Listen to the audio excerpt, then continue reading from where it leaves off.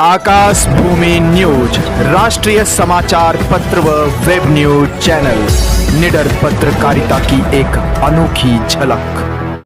नए साल में भदोही प्रशासन देने वाला है जनता को कुछ विशेष सौगात। इसी उपलक्ष्य में आज जिलाधिकारी गौरांग राठी ने प्रेस वार्ता कर दी जानकारी। 8 मिनट के इस वीडियो में जनपद भदोही को नए साल में आखिर क्या कुछ मिलने वाला है, देखिए इसकी पूरी जानकारी।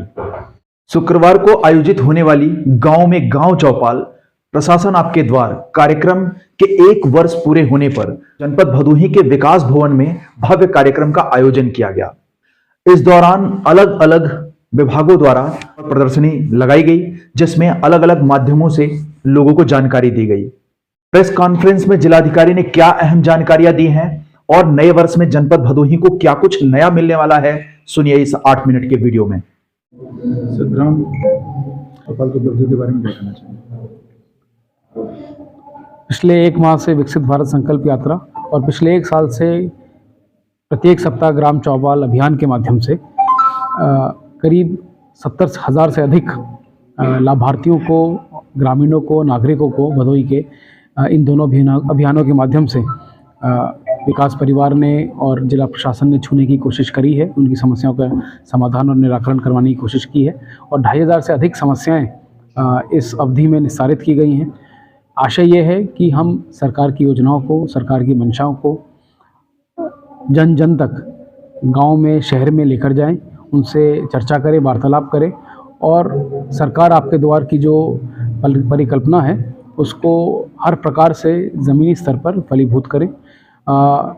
जितनी भी विभिन्न योजनाएं हैं, 35 से अधिक योजनाएं का संचालन, जो लाभार्थी परक योजनाएं हैं उसका संचालन ज़िले में हो रहा है, बखूबी हो रहा है और कई पैमानों पर ज़िले ने बहुत अच्छी उपलब्धि भी प्राप्त करी है। चाहे वो जनसंवाद अभियान के माध्यम से IGRS में और ग्रीवांस रिड्रेसल में प्रदेश में 1st और 2nd रैंक हो, चाहे मुख्यमंत्री आवास में प्रदेश में अव्वल स्थान हो, या अन्य विभिन्न अभिनव पहल जिनको शासन ने सराहा है, चाहे वो ज्ञानालय हो या स्पोर्ट्स हब हो। तो संयुक्त रूप से सभी डायमेंशन को, कृषि, शिक्षा, स्वास्थ्य, हमारा इसके अलावा खेलकूद, भौतिक अवस्थापना का निर्माण, ये सभी को सामूहिक रूप से लेते हुए और व्यक्तिगत लाभार्थी परक योजनाओं को भी और बेहतर करते हुए एक विकसित भदोही, भव्य भदोही और बढ़ता भदोही की परिकल्पना जो शासन चाहता है कि हो, उसको हम लोग करने के लिए लगातार प्रयासरत हैं। अगर हम फिजिकल इंफ्रास्ट्रक्चर की बात करें और विशेषकर स्वास्थ्य की, तो जैसा कि आप अवगत हैं कि करीब 8-9 सालों से SIT से आच्छादित जो हमारा शरशैया अस्पताल था, रुका हुआ था, उसका अप्रूवल कंप्लीशन का शासन से मिल गया है। उसका जो रिवाइज एस्टीमेट है उस पर चर्चा शासन में हो रही है और बहुत जल्दी हमको वो कार्य पूर्ण मिलेगा। इसके अलावा MCH हॉस्पिटल 100 बेडेड बहुत जल्दी शुरुआत होने की कगार पे है, उसके लिए भी कार्यदायी संस्था का चयन हो गया, उसमें भी कार्य शुरू होने वाला है। अगर हम शिक्षा की बात करें तो वेटरनरी विद्यालय, विश्वविद्यालय हमारे जनपद में बहुत जल्दी अप्रूव होकर आने वाला है। उसके सभी जो ज़मीनी स्तरीय कार्य था और अप्रूवल था वो पूर्ण हो चुका है। तो ये एक बहुत बड़ी 2 उपलब्धियां होंगी, बहुत बड़े 2 कार्य होंगे जो जनपद को जल्दी ही मिलेंगे। सेतु निर्माण कंधिया पे, माधो सिंह पे इत्यादि पे ये भी आपको देखने को मिल रहा है और उद्यम को लगातार नई पहचान मिल रही है। चाहे वो नए पार्लियामेंट में जो प्रयोग हो रहा है कारपेट, उसमें हमारे उद्यमों का जो परिश्रम है वो देखने को मिला। नई पहचान, एक स्फूर्ति भरी, एक रिन्यूड पहचान प्रदेश, देश और अंतर्राष्ट्रीय स्तर पर मिल रही है और उसको और कैसे बेहतर किया जा सके और प्रत्येक व्यक्ति को उस विकास की जो धारा शासन बहा रहा है और उसको लगातार पुनर्स्थापित कर रहा है, उसमें कैसे जोड़ा जा सके, इसके लिए हम लोग प्रयास कर रहे हैं। तो ये कुछ विशिष्ट कार्य होंगे और इसके अलावा जो अन्य योजनाएं हैं उसको और बेहतर तरीके से प्रत्येक जन तक पहुँचाया जाएगा। सर, समस्याएं क्या रही और उनके समाधान के लिए कुछ अलग क्या किया गया? जनसंख्या घनत्व ज़्यादा होने के कारण राजस्व की समस्याएं स्वाभाविक रूप से ज़्यादा होती हैं। राजस्व की समस्याओं को कम करने के लिए हम लोगों ने पाया कि इसका निराकरण न्यायालय स्तर पर अगर अच्छे से हो तो बहुत ज़रूरी है। इसके लिए हमने ऑनलाइन प्रणाली स्टार्ट करी है। ये प्रदेश में पहली बार ऐसा हो रहा है कि ऑनलाइन प्रणाली से भी केस सुने जा रहे हैं। जन सुनवाई भी ऑनलाइन शुरू हो गई है। मेरे स्तर से भी विभागीय स्तर से भी, क्योंकि हर बार संभव नहीं हो पाता था कि व्यक्ति को वहाँ पर जाकर मौके पर देखा जा सके, तो ऑनलाइन माध्यम से करने से कई ज़्यादा समस्याएं एक साथ सुनी जाती हैं और आदमी की जवाबदेही भी हम लोग कर्मचारी की तय कर पाते हैं। तो इसके चलते हम लोगों को उसके बेहतर परिणाम भी देखने को मिले और करीब 77% न्यायालयों में, जो हमारे राजस्व के न्यायालयों में जो पेंडेंसी पुरानी थी 5 साल से अधिक, हमारे करीब 3200 केस थे, आज वो संख्या घट के 700 रह गई है। तो लगातार इस पे पिछले 6 महीने की प्रोग्रेस है और हम लोग प्रयासरत हैं कि अगले 3 महीने में ये जो परसेंटेज है डिस्पोजल का, वो 95 से ऊपर हम लोगों को हर सेक्शन जो राजस्व संहिता के हैं उसमें देखने को मिलेगा। इसके अलावा आवास की भी लोगों की आग्रह रहता है, डिमांड रहती है, क्योंकि परिवार लगातार बढ़ता है, परिवार बढ़ता भी है, तो उसको भी हम संतृप्त करने की कोशिश कर रहे हैं। और ये मुख्यतः हमारी समस्याएं जनरली आती हैं। आयुष्मान कार्ड के लिए विशेष अभियान चलाया जा रहा है, इनफैक्ट प्रतिदिन उसकी मीटिंग होती है, आज भी उसकी मीटिंग है और हम लोगों ने काफ़ी करीब 10% अधिक जनपद में कुछ अभिनव पहल की गई, उसमें हम अब तक कितना बेहतर कर पाए हैं और कितना और अच्छा कर सकते हैं, उसके लिए क्या तरीके हैं? चूँकि जो अभिनव पहल की गई थी उसका आपने रिज़ल्ट देखा। हम लोग ज्ञानालय की अगर बात करें तो उसको प्रदेश स्तर पर भी सराहा गया और उसको माननीय मुख्य सचिव महोदय द्वारा भी सभी जगह प्रेजेंटेशन करवाई गई।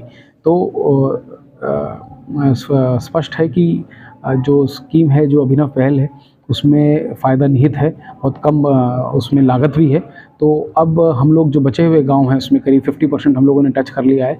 50% जो बचे हुए गांव हैं हमारे, उनको हम लोग आगामी 5 से 6 महीने में पूर्ण करवाएंगे और ज़्यादा से ज़्यादा बच्चों को उसमें, अभ्युदय को भी इसमें हमने जोड़ा है, बाहर की कुछ कोचिंग इंस्टीट्यूशंस को भी इसमें जोड़ा है। तो जो बेस्ट हमारे पास प्रदेश में और देश में उपलब्ध है गाइडेंस, उसको हम लोग गांव में लेकर आना चाहते हैं, जिससे कि युवक युवतियों को बाहर ना जाना पड़े, उनका जो खर्चा है वो ना बढ़े और वहीं बैठकर वो लोग इस प्रदेश के, इस देश के जो बेस्ट एग्ज़ाम्स हैं उनको क्लियर कर सकें। सर, हम लोगों ने एक विशेष इसमें एक पहले एक अड़चन थी, इस पर समाधान नहीं हुआ था कि जो खर्चा होता था उस पर कब्ज़ा हटाने का, वहाँ पर चारबंदी करने का, उसके लिए कोई विशेष प्रबंध नहीं था। ये इसको दूर करते हुए एक प्रशासनिक आदेश मेरे स्तर से जारी किया गया, जिसमें हम लोग जेसीबी के खर्चे से लेके मेड़बंदी तक, उसका डिजिटल पैमाइश तक, ये सब खर्चा करने की अनुमति मिल गई है।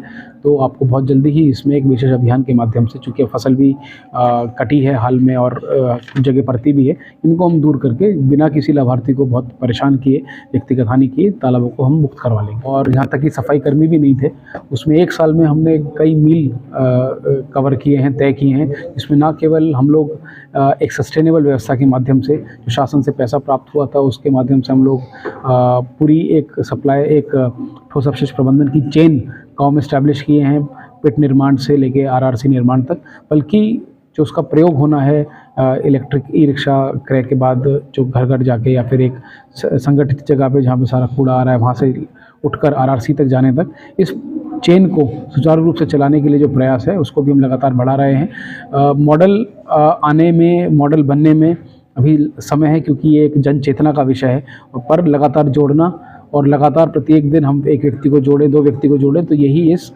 ठोस अपशिष्ट प्रबंधन और स्वच्छ भारत मिशन की वास्तविक मौके पर चरितार्थ होगा। तो आइडिया ये है कि इसको हम एक जन आंदोलन के रूप में लें और प्रत्येक व्यक्ति को इससे जोड़ते हुए, जो भौतिक वहाँ पे निर्माण है वो तो हम करेंगे ही करेंगे, साथ में जो सोशल इसमें मूवमेंट होनी है उसको भी हम लोग पूरा जोर देंगे। लाल बटन दबाकर चैनल को सब्सक्राइब करें तथा घंटी का बटन अवश्य दबाएं ताकि सभी वीडियो की जानकारी आपको मिलती रहे। अपने आसपास होने वाली घटनाओं की जानकारी के लिए आप हमें नीचे लिखे नंबरों पर संपर्क कर सकते हैं। आप अपने आसपास होने वाली घटनाओं का वीडियो हमें व्हाट्सएप भी कर सकते हैं।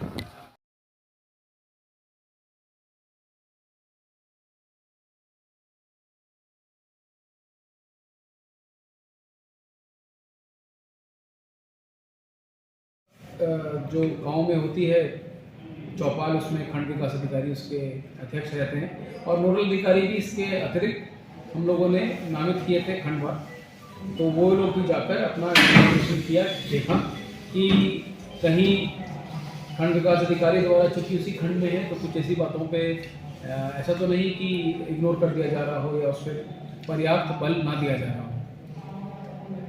आज चूँकि साल हमारा वैसे भी पूर्ण हो रहा है ग्रेगोरियन कैलेंडर के हिसाब से, तो एक और मौका है पुनः परीक्षण करने का कि आज हम कहाँ खड़े हैं और 6 साल में किस प्रकार का विकास हुआ है और कहाँ कहाँ अभी भी कमियाँ हैं। तो जहाँ करीब 35,000 आवास निर्माण किए गए हैं करीब 332 करोड़ की लागत से, वहाँ अभी भी हमारे पास कुछ अवशेष हैं, कुछ लाभार्थी हैं जिनके परिवार बढ़ गए हैं। पहले संयुक्त परिवार था, अब 2 लड़के अलग हो गए हैं। उनकी भी चाहत है कि हमें भी अपना आवास मिले। उनमें से कोई विकलांग भी है, पहले साथ में रहता था, अब शादी हो गई। तो ऐसे लोगों को भी जोड़ा गया है और जल्द ही इनको 23-24 में और 24-25 में हम लोग संतृप्त करेंगे।